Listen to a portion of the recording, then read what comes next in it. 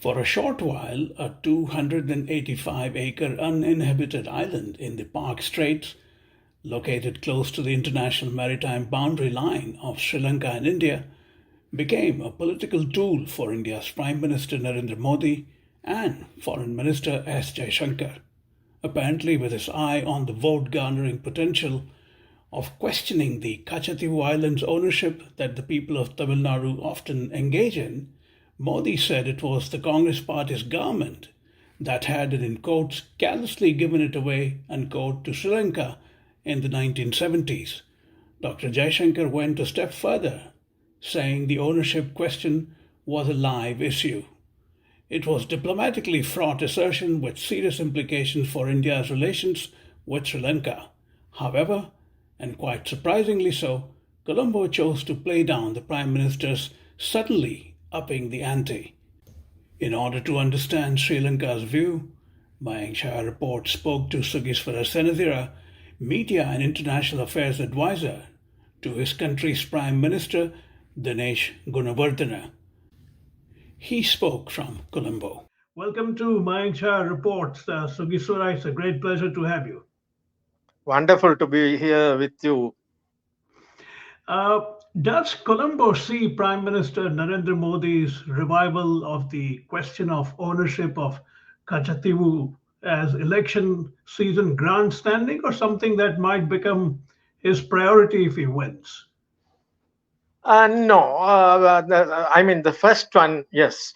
It is merely for the election, especially although he is very likely to get elected with a thumpy majority in the Hindi belt and elsewhere. But in the southern part of the country, he doesn't have a foothold, especially in Tamil Nadu.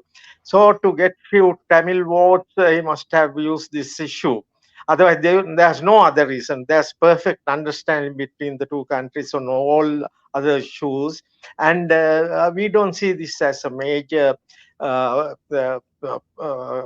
problem between the two countries.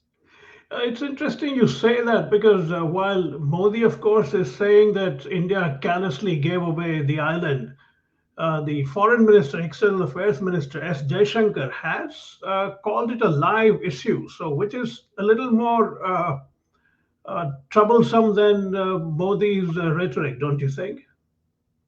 Jaishankar's statement that it's a live issue doesn't make any sense. Of course, being a BJP politician, although foreign secretary and currently foreign minister, he has to, follow the line taken by the prime minister at this juncture. Just on the eve of the Tamil Nadu elections, he had to say this thing. But I doubt very much because he must be well aware, because way back even his father, Dr. Subramaniam, was initially involved in the discussions with Sri Lanka with W.T. Jaisingh, the then foreign secretary, and so on. So I'm sure he is well aware of the actual situation. This is not ceding an island to Sri Lanka. You see, it is merely recognition that Kachativu lies on the Sri Lankan side of the maritime border. That's all. Yeah, I understand, but to focus a little bit more on what Dr. Jaishankar has said, it's one thing for a deeply political prime minister to say things like this during an election season, but for a foreign minister to actively call it a live issue, I somehow think that it may not be as easy as Colombo might think it is. Well, I don't agree with you because uh, we have not uh, received any the protest note or in any request for revival of discussions on this issue, anything. Colombo has not been informed anything, only this was election platform speech followed by Subramaniam Jayashankar's press conference. So apart from that, there's no communication whatsoever or official communication to Sri Lanka. So we don't go by press reports. So we merely wait for if there's any. I doubt very much whether there'll be anything. Even otherwise, I don't think this issue will be raised during the remaining part of the election, only the first phase was day before yesterday or yesterday. So now the Tamil Nadu part of it is over. Now the voters have already decided the fate of Tamil Nadu, the 39 seats in the Lok Sabha. So with that, I strongly believe it will end there, unless you see we try to trot on India's foot in some way, antagonizing India. Or you remember way back in 1987, we faced certain issues, and Right. that's also due to, I think, partly due to our decision to have closer links with the United States, and Right. setting up an East Valley intersection here. So, unless something major problem arises in elsewhere, I don't think India will raise this issue again. It's you make a very important point that you haven't received any official communication at all on this, and that's a significant perspective coming from you.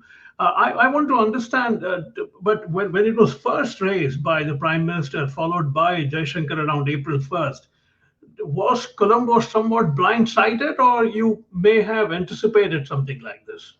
No, we didn't anticipate, because for us it's a dead issue. You see, but however, the Foreign Minister Ali Sabri made a statement following Subramaniam Jayashankar's statement.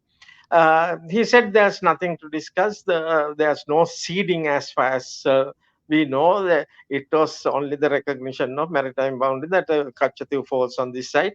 This is an issue which was decided even before the independence. You see, way back in 1921, there was a discussion between the Madras, the then Madras government, and the Ramnath Maharaja, Raja of Ramnath, Right. and Sri Lanka, Ceylon colonial authorities then, and it was decided that Kachatu belongs to Sri Lankan side of the maritime boundary, and Indian fishermen should not fish in that area.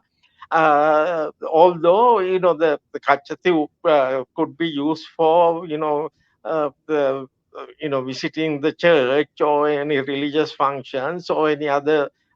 Because even at that time there was no visa system between the two countries. We could go without visa or even without a passport to India. Similarly, the Indians could travel not only to Kachatu, any part of Sri Lanka. So that was it. It was officially maritime boundary was decided in the two agreements in 1974 and 1976. You mentioned the 1920s. Fast forward about 35 years or so when Prime Minister Nehru was in the saddle, and he was also the foreign minister. In fact, he was on record saying that it's not a matter of national prestige, this island. So it was clear from the 50s onward, even if you consider India as an independent country, it was clear from the 1950s that this was not a major problem. And then, as you pointed out, in 74 there was an agreement, and it was extended in 76. So for all practical purposes, this was just a little blip in otherwise an even keel relations between India and Sri Lanka, you think? This was traced from time and again.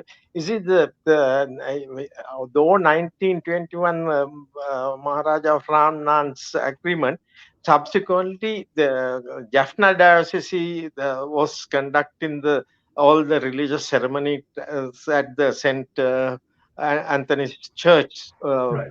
set up in Kachatu Island.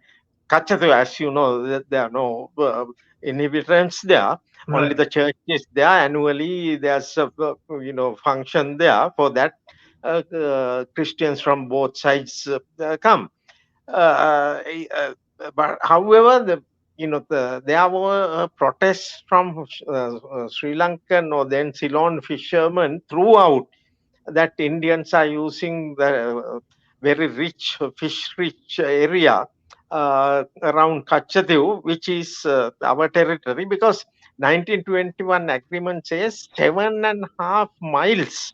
not even kilometers, 7.5 miles west of Kachatu is the Sri Lankan maritime boundary, then Right. Ceylon. In 74 agreement, it was reduced to 2.3 kilometers. It was Right. reduced because on mutual understanding.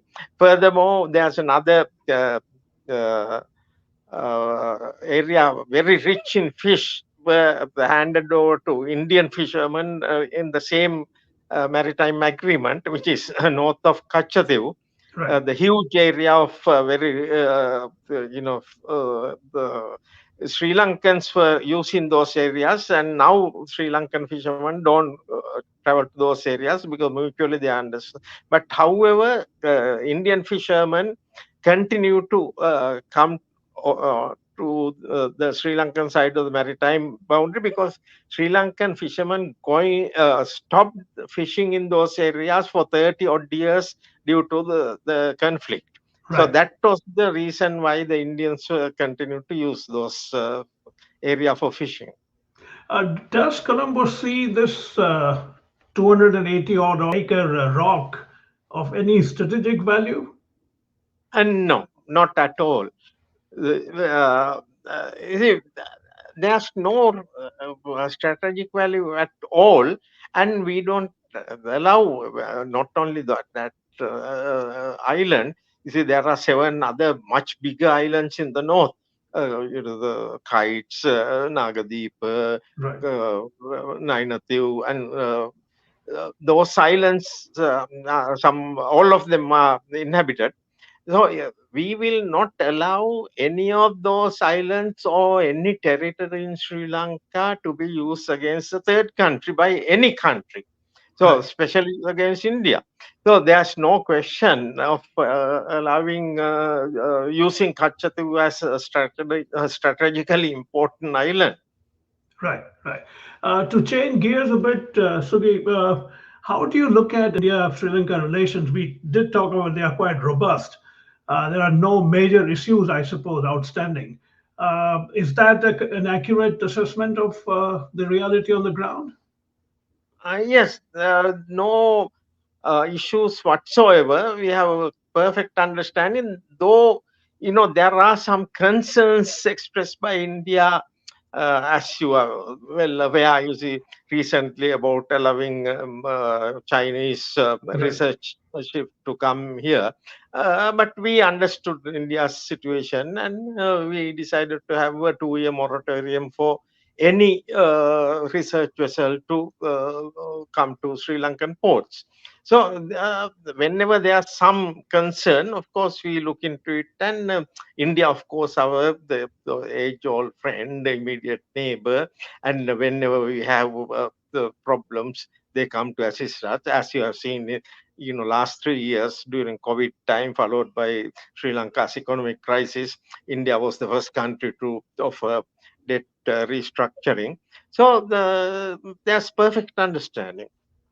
To wrap up our conversation, in terms of the relations between at the summit level, the two prime ministers, how would you describe it? Oh, that's extremely close because it's a family connection to start with. How Dinesh come? Gunawardana's father, Philip Gunawardena, uh, was a signatory to 1929 Paris Declaration of Socialist Youth. The other signatories included Sri Nehru's emissary, the Krishna Menon was there. Then Chow En Lai was there in Paris as a youth leader. Ho Chi Minh was there. The Colombian leaders, Mexican revolutionary leaders, all of them signed this Paris Declaration. The relationship goes back that far. Then Right. 1940s, the moment the World War started, the socialist youths in Sri Lanka, Philip, Dr. Nempera, Colina de Silla, and all the socialists launched a protest movement, and immediately they were arrested and kept in jail.